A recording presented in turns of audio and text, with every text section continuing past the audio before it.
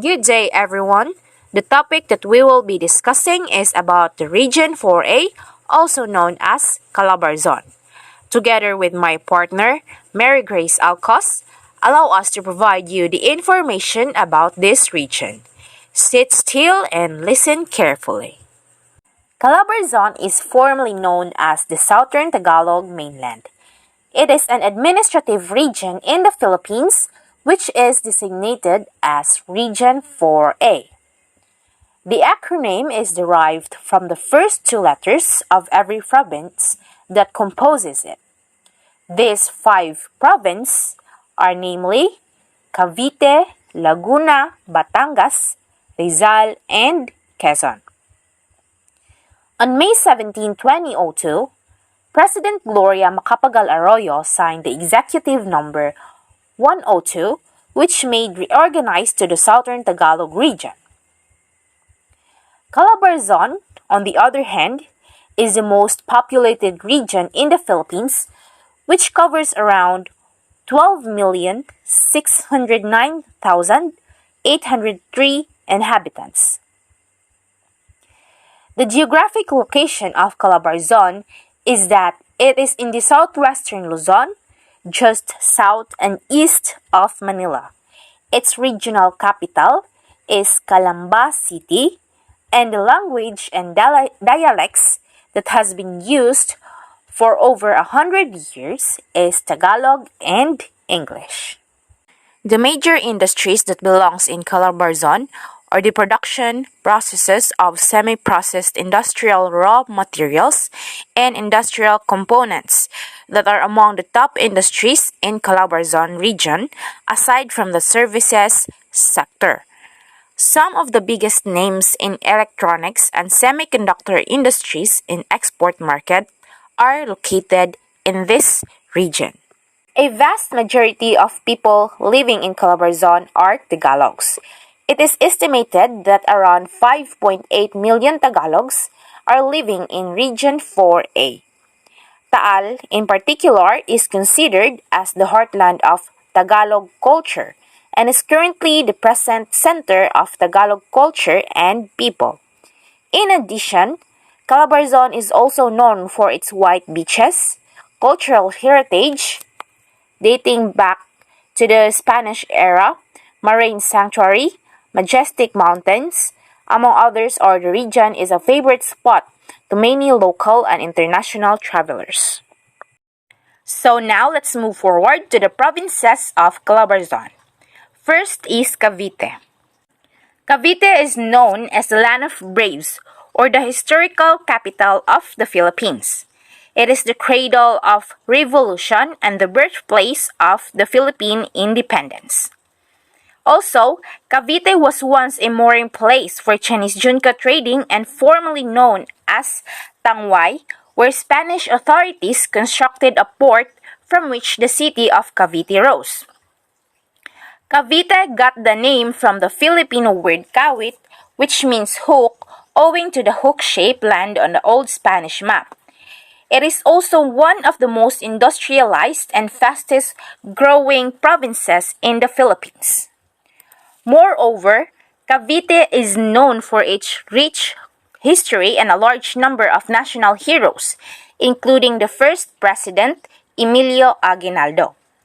The province is one of the 8 provinces that led the Philippine Revolution and is the site of many important events during the rebellion. Next is Calabarzon's capital is the city of Trece Martines. It is surrounded by the provinces of Laguna to the east and Batangas to the south. The language or dialects that has been used are Filipino, English, and Chabacano. The access to the province or the port of access is through Cavite Gateway Terminal. In 1903, Calabarzon's population is around 7,039,776, which increases to 16,195,042 in 2020. For over 117 years, there is an increase of 15,445,266 people. The latest census for the year 2020 increases to 2.48%, which covers up to 1,780,268 people. Next is the religion. The major religions in Cavite are Roman Catholic, which consists of 70%, adherents of the Algipayan Church, which is 20%, and Iglesia ni Cristo, 4%. The remaining 6% comprises the Christian and Muslim sector. Historical tourist destination in Cavite. First is the General Emilio Aguinaldo Shrine. The shrine is the ancestral home of Emilio Aguinaldo, officially the first president of the Philippines, and he is the only president of the First Philippine Republic. The house was built in 1845, made from wood untouched, and reconstructed in 1849. The site is where the Declaration of Philippine Independence happened. Next is Corregidor. Corregidor is the famous last bastion of Philippine-American Defense Forces, and it is part of Cavite City. It is a national shrine commemorating the battle fought there by U.S. and Filipino forces against overwhelming numbers of Japanese during the World War II. It has become a tourist attraction with tunnels, cannons, and other war structures still well preserved. The famous line of General Douglas MacArthur said is associated with the Corregidor, "I shall return." Battle of Binakayan Monument.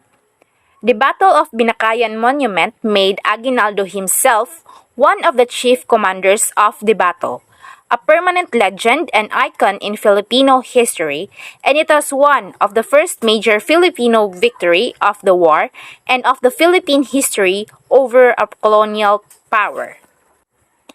Next is the Andres Bonifacio House. The Roderico Reyes Ancestral House, more commonly known as the Bonifacio Trial House or Andres Bonifacio House, is a historic house museum in Maragondon, Cavite, Philippines. It was built in 1889 and served as a military court wherein it has been a witness to the trial of Andres Bonifacio in 1897. Cavite province consists of major crops. This includes rice, vegetables, fruits, root crops, coffee, coconut, and sugarcane. Cavite is endowed with rich offshore and coastal fishing grounds, and fishing is the major source of livelihood in the coastal towns. Up next are the festivals. First is the Kalayaan Festival. Kalayaan Festival is a 2-week-long province-wide event held annually from May 28 to June 12. It is for the celebration of the Independence Day season. Next is the Regatta Festival. It is a water festival which is comprised of games, street dancing, photo exhibit, trade fair, concert, and water splashing. It is done with 3 days from June 22 to 24 in celebration of Saint John the Baptist. The third festival is known as the Sorteo Festival. Sorteo Festival is a local festival held every 3 years to relive the old practice of distributing agricultural lots of the serving farmers through raffle draws. The fourth festival is known as Sumilang Festival. It is an agricultural event which was participated by dancers who came from agricultural sectors, held every February 1 to 3 in Silang, Cavite. So now let's move forward to the products, delicacies, and cuisines of Cavite. As we can see, there are many foods that we already tasted, and these are the tablia, Barako coffee, or the dairy products. Also, the pichi-pichi, kalamay sa ube, biko, maha blanca, and even minatamis na saging. We also have the bacalao, tamales, kilawin, pansit puso, or pansit kawali. And these are the foods that are present and are delectable to eat in Cavite. We also have our notable people, and they are Emilio Aguinaldo, our first president of the Philippines, Mariano Alvarez, our Philippine Revolutionary General, Felipe Calderon y Roca, a lawyer, which is considered as the father of the Malolos Constitution, Ladislao Diwa, one of the founders of Katipunan, and Lani Mercado, an actress and also a Bacoor City Mayor and former representative of 2nd District of Cavite. So now let's tackle about Laguna Province. Laguna is derived from the Spanish word lagu, which means lake or lagoon. It is almost completely surrounds Laguna de Bay, the largest lake in the country, and the body of water that forms the province's northern boundary. The land is formerly known as Tangway and is notable as the birthplace of Jose Rizal, the country's national hero. Moreover, it is the seventh richest province in the country. And here are the list of economic activities of Laguna. Laguna is the second largest producer of coconut in the country. It is also noted for its wood carvings, barong materials, and linen. Agricultural and fishery are the main industries that contribute a great part of the provincial economy, and also the crops are produced are rice, sugarcane, fruits, especially citrus, and lanzones. Here are the list of the tourist destinations in Laguna. First is the Bantayog ng mga Bayani. The Bantayog ng mga Bayani, sometimes simply referred to as the Bantayog, is a monument, museum, and historical research center in Quezon City, Philippines, which honors the martyrs and heroes of the struggle against the dictatorship of former President Ferdinand Marcos. Next is the Bonifacio Monument. The Andres Bonifacio Monument, commonly known as Bonifacio Monument or Monumento, is a memorial monument in Caloocan, Philippines, which was designed by the national artist Guillermo Tolentino to commemorate Philippine revolutionary Andres Bonifacio, the founder and supremo of the Katipunan. The Bonifacio Monument was both valedictory of the Revolution of 1896 and pledged to future generations that independence would one day be restored. Next is the Pagsanhan Falls. Pagsanhan Falls is also known as Cavinti Falls, or the local name as Magdapio Falls. It is one of the most famous waterfalls in the Philippines. It is located in the province of Laguna. The falls is one of the most major tourist attractions of the region. Religious destinations of Laguna. First is the Paite Church. The St. James the Apostle Parish Church, also known as the Roman Catholic Church of St. James the Apostle, or commonly known as Church of Paite, is the only Roman Catholic church in Paite, Laguna, Philippines. It is founded in 1580 and was built after earthquakes and calamities in the years 1770, 1880, and 1937. The Paquil Church. The St. Peter of Alcantara Parish Church, designated as the Diocesan Shrine of Nuestra Señora de los Dolores de Turumba, a Roman Catholic church in Paquil, Laguna, Philippines. It enshrines the Our Lady of Turumba painting. The foundation was laid in 1732 during the term of Father Fernando Haro, but it burned down in 1739. It began again, and the construction of the church finished in 1767 with the addition of a tower in 1777. The image of Our Lady of Turumba was unveiled in 1788. Here are the list of the man-made, cultural, and national tourist destinations. First is the man-made tourist destinations. It includes the Enchanted Kingdom, the Lake Caliraya, and the Villa Escudero Coconut Plantation. The cultural destinations are the Emilio Jacinto Shrine and the Museum of Natural History. The natural destinations are the Crocodile Lake, Mount Makiling, and Butukan Falls. So now let's move forward to the festivals in Laguna. First is the Piña Festival. The Piña Festival celebrates the bountiful harvest of pineapple, a product of distinction for the city. It honors its patron protectors, Saint Peter and Paul. The actual date of the fiesta is June 29, but was held on June 25 so that the celebration will take place on Sunday. Batingaw Festival. Batingaw Festival is a festivity commemorating the legendary Kampanang Ginto, which Kabuyao is known.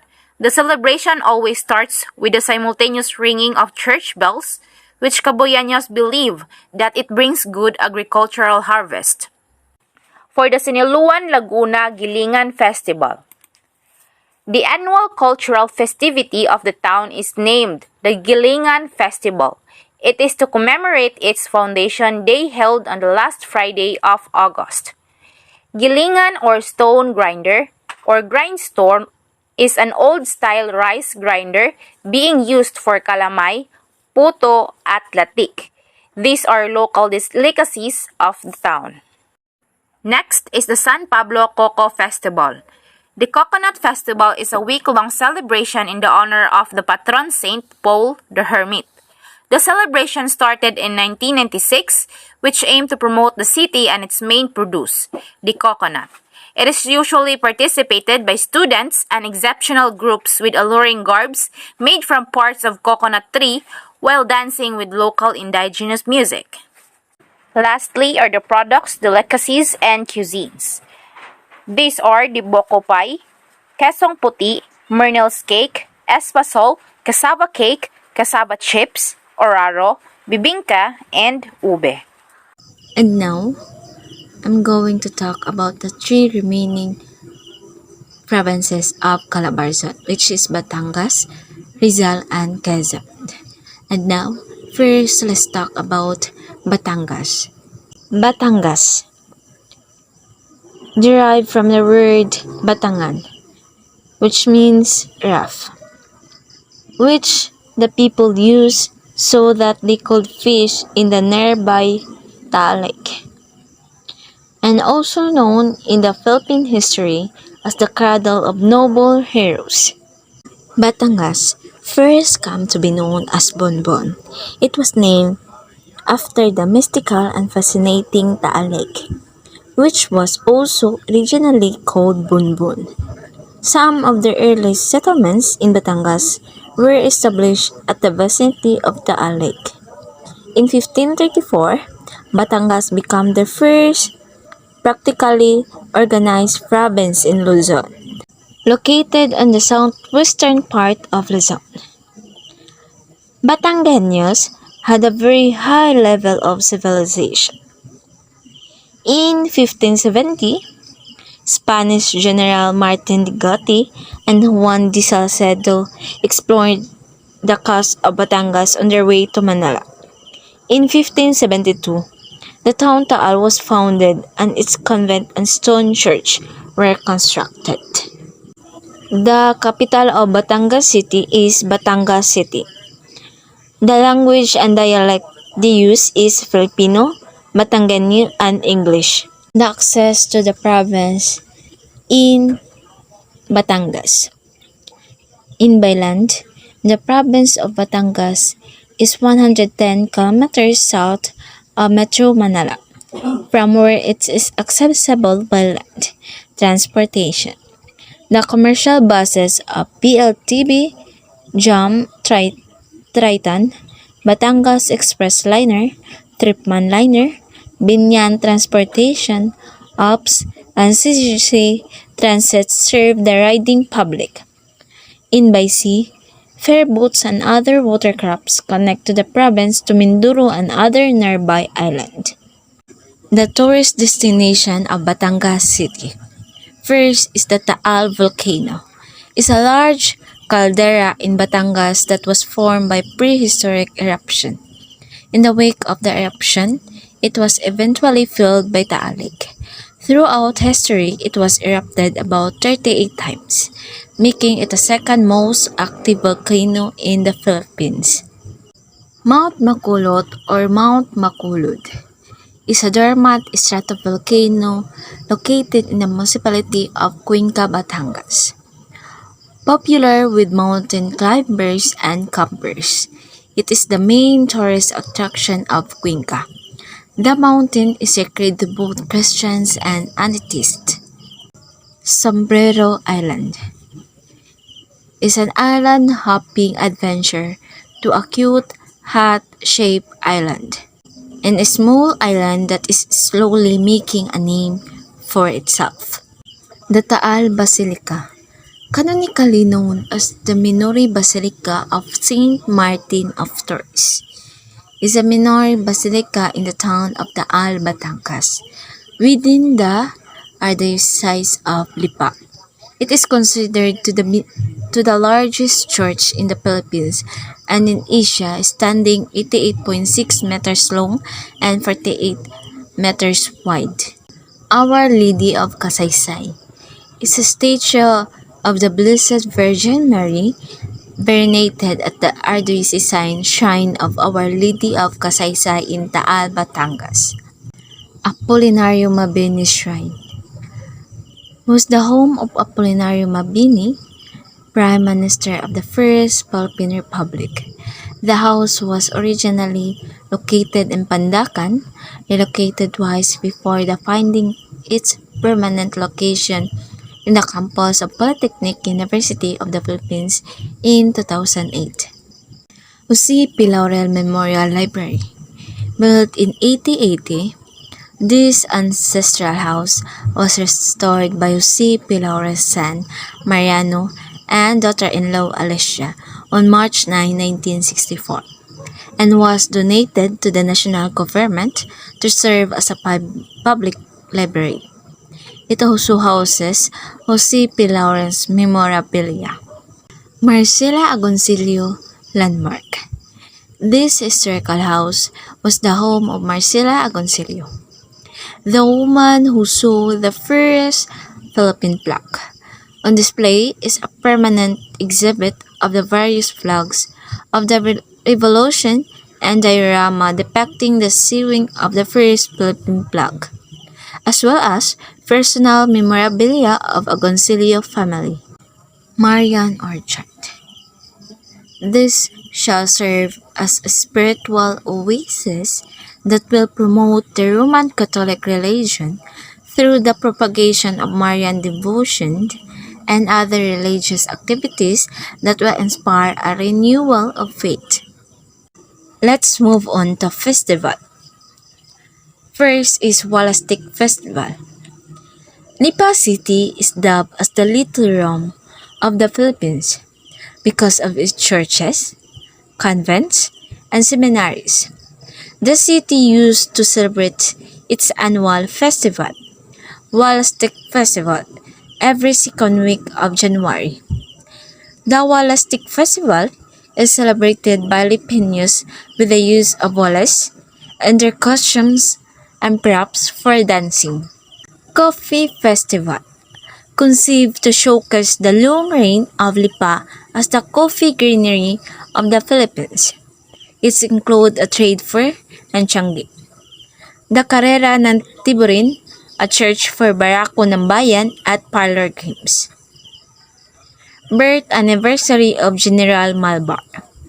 September 27, 1865 is the birth anniversary of General Miguel Malvar, a farmer and businessman.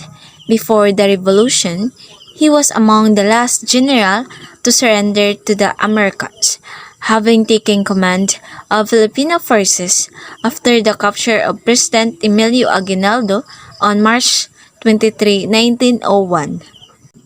And now, the products, delicacies, and cuisines of Batangas. The fan knife or balisong, Batangas bulalo with fish sauce dip, pineapple leaves processed to become the barong Tagalog, Batangas gato, adobo sa dilong, longganisang taal, kalamay kapit, Sumang Magkayakap, Lambanog, Bagoong Balayan at Asarang Kalaka. And now, let's proceed to Rizal. On June 11, 1901, the province of Rizal was officially and legally created by virtue of Act Number 137 by the First Philippine Commission, which during the time was acting as the unicameral legislative body in the islands of Luzon. With the organization of Tondo and La Laguna during the Spanish regime, Rizal Province was composed of 26 towns.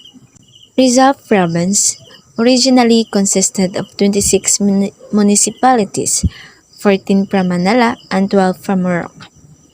In 1975, 12 towns of Rizal, including Pasig, were incorporated into the newly created Metro Manila. Former name of Rizal Province is Politico-Militar Distrito de Moro. Is the province that is known as the province of Rizal. The former province comprised the town that is make up present-day Rizal. The capital of Rizal is Antipolo. The language and dialect used is Filipino and English. And now, the tourist destination of Rizal.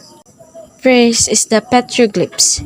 The Angono petroglyphs are petroglyphs carved into a rock wall in Binangonan, Rizal. It consists of 127 humans and animals figure engraved on the rock wall, probably carved during the late Neolithic or before 2000 BC. They are the oldest known work of art in the Philippines. Busu-Busu Church Ruins. The Nuestra Señora de la Anunciata Parish Church, also known as Busu-Busu Church, is a Roman Catholic parish church located in Sitio Old Busu-Busu, Barangay San Jose in Antipolo, Rizal.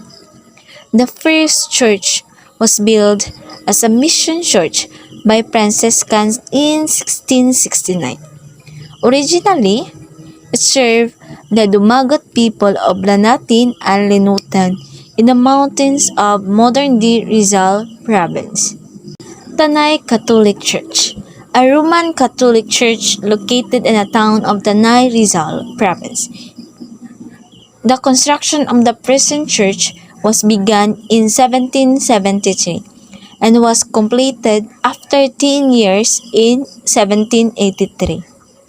In 2001, it was declared as a National Cultural Treasure Church by the National Commission for Culture and the Arts.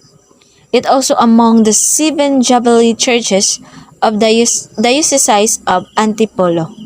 The Cross and the Summit is not only known for its religious significance, but also its historical value. According to old folks, a cross-shaped rock suddenly grew out of the summit, but it was destroyed by lightning and earthquake. Then in 1873, the people erected on the same spot a wooden cross in place of the original cross. A chapel was built on top of a hill overlooking Laguna in show of respect for the cross. The Ranak Falls is one of the flagship destinations of Tanay and is a popular summit getaway for locals and tourists from in and out of the country. Farther up from the Ranak Falls, at its sister upstream, Batlog Falls, set in a dense forest with nearby tables and cottages. This waterfall is set on a unique rock formation, with the water following its unpredictable contours. This departure from the conventional feature of a waterfall, coupled with its more serene setting, makes Batlog Falls a sight to behold. Hamaka Park.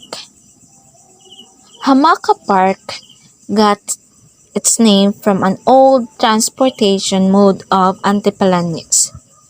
Traveling women or their leaders through hammocks or hamaka. Wawa Dam. Wawa Dam is a gravity dam constructed over the Marikina River in the municipality of Rodriguez in Rizal Province. The slightly arched dam is situated in a 360-meter-high Montalban Gorge or Wawa Gorge, a water gap in the Sierra Madre Mountains east of Manila. Avellon Zoological Park is currently the largest zoological institution in the Philippines in terms of land area and collection of animals. Has a 7.5-hectare zoo located in Barrio San Isidro, Rodriguez, Rizal. And now, let's move on to festival. Rizal Provincial Foundation. On June 11, 1901, the province of Rizal was officially and legally created by virtue of Act No. 137 by the First Philippine Commission, which during the time was acting as the unicameral legislative body in islands of Luzon. Second is the La Torre. The traditional and colorful La Torre, which come alive with its joyful voice in concert with the music of the brass band. Hamaka Festival, celebrated in February 10 to 16. This is a 7-day event showcasing the artistry, craftsmanship, and various talents of the people of Taytay. Higantes Festival is a secular celebration initiated by the municipality of Angono to express gratitude to its patron Saint Clement, in which the Parade of Giant is held on Sunday before the Town Fest of November 23. Hamaka Festival. The Hamaka Festival, also known as the Araw ng Pasasalamat, is a week-long celebration of Thanksgiving. The festivities set the stages of Tantaneños to show their talents in woodworks, clothing, and design. The products, delicacies, and cuisines of Rizal. The coco jam, mahaboko, galapong mongo, sweet dilis, fresh water fish, hot kasoy nuts, freshly picked duhat, chicharon, yema, popcorn, cassava cake, suman, and sapin-sapin.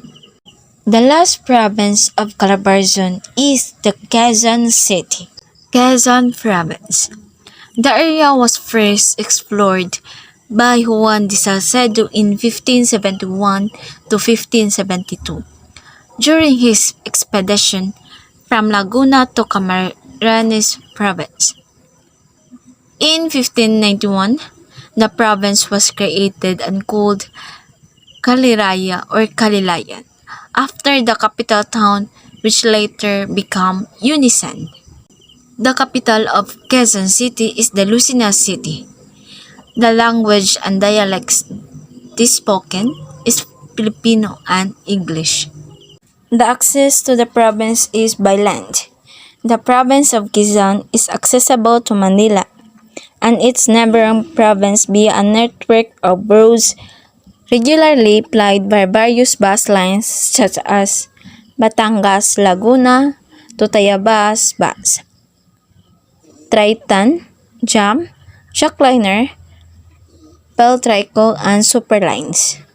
The tourist destination, Malagunlong Bridge. The Malagunlong Bridge and is a 5-span, 445 feet long stone arch bridge built during the Spanish colonial period in Tayabas, Quezon, Philippines. The bridge is known as one of the oldest bridges as well as the longest bridge made during the Spanish era. Kutang San Diego. Located in Gumaca in the province of Quezon, San Diego de Alala fortress. It is a historical Spanish structure that is recognized as a national treasure by the National Historical Institute. Puting Buhangin Beach. The white sugary sand beach you can see is part of Kagwit named Puting Buhangin, located in Barangay Bitangungan East. This awesome beach can also be explored through beach boat hopping. Tourists who stay in the main Kagwit beach can reach Puting Buhangin Beach either by boat or by motorcycles. Mount Banahaw is an active complex volcano on Luzon in the Philippines. The three-peak volcano is located at the boundary of Laguna and Quezon Province. It is the highest mountain in both province and Calabarzon region, dominating the landscape for miles around. Mauritius Coral Area. Mauritius is a real wonder, a blessed and undiscovered paradise in the must visit of a beaten path destination. The Japanese tunnel in Legazpi Albay was formerly used by the Japanese Imperial Army. It was a perfect site to put up an arsenal because of its 40 meters long L-shaped and 7 feet deep ground features that the Japanese took advantage as a defensive line over the incoming American and Filipino forces. Zigzag Road. Antimonan Old Zigzag Road, also known as Bitukang Manok or Emerging Philippines. It was built during the reign of the late former President Ferdinand Marcos Sr. in 1969. Manuel L. Quezon Monument. The Quezon Memorial Shrine is dedicated to the unrivaled legacy of the first President of the Commonwealth and the Philippines, Manuel L. Quezon. It is a national shrine highlighted by a 66-meter Trilon monument at the heart of Quezon City, most important park. Antimonan Church. It could be concluded that the first church was built using wood and stone as the primary material. Ironically, the material used would also be the cause of the first destruction of the church.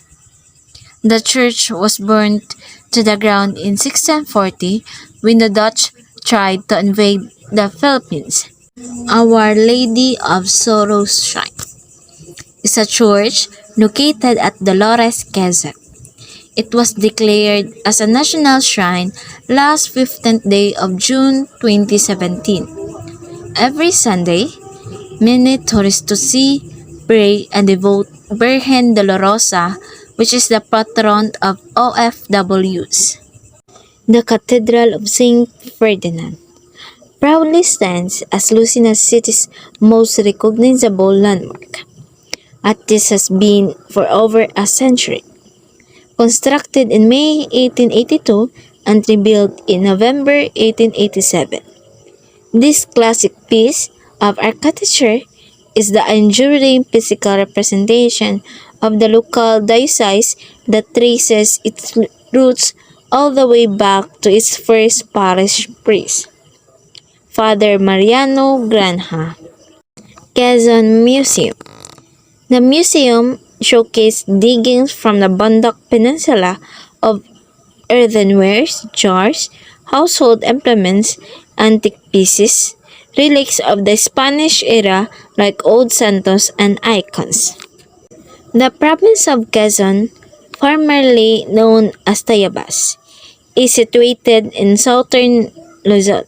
Prior to its establishment in 1578 by two Spanish Franciscan friars named Father Juan de Plancia and Father Diego Oropesa, what is now known as the city of Tayabas was a Muslim village ruled by a local chieftain and elders. The Festival of Quezon. The Lagimanok Festival, a festival celebrated every February 17 annually. This fest explained the history of municipality. Lagaminok was former name of the municipality before it was renamed to Padre Burgos. Buling Buling Festival is an old age practice particular to Catanduanes, which is celebrated annually starting Sunday and ends on Tuesday, preceding Ash Wednesday, and signals the start of the Lenten season. Participants roam around the town, garbed in any costume that they may fancy. Pasayahan sa Lucena. Conceptualize the natural and ecological interrelationship and independence between nature and man. It also promotes the ways of life inherent among the people of Lucena. All this find exquisite and appreciative expression through a mammoth gathering of colors. Araw ng Tayubas. Mayuhan sa Tayabas is an annual week-long celebration in honoring and thanksgiving San Isidro Labrador, the patron saint of the farmers, for a bountiful harvest. This festival has evolved since it first started in 1988 by the late film director Orlando Alnagres, the former town mayor Dr. Faustino Dondisilac. Hambuhan Festival. The most is just basaan, but to the deepest essence to the word. It is the most ceremony of acceptance and guests from other places who come to present themselves with gift of friendship and the proposal of unity. And lastly, the products, delicacies, and cuisines of Quezon. Pansip-habhab, puto bao, minukmok, budin, hardenera, yemakik, lukban longganisa, pinais, and chami. The total land area of Calabarzon is 16,776.26 square kilometer, while the overall population is 14,414,774. And that's all about Region 4A Calabarzon. Thank you for listening and watching.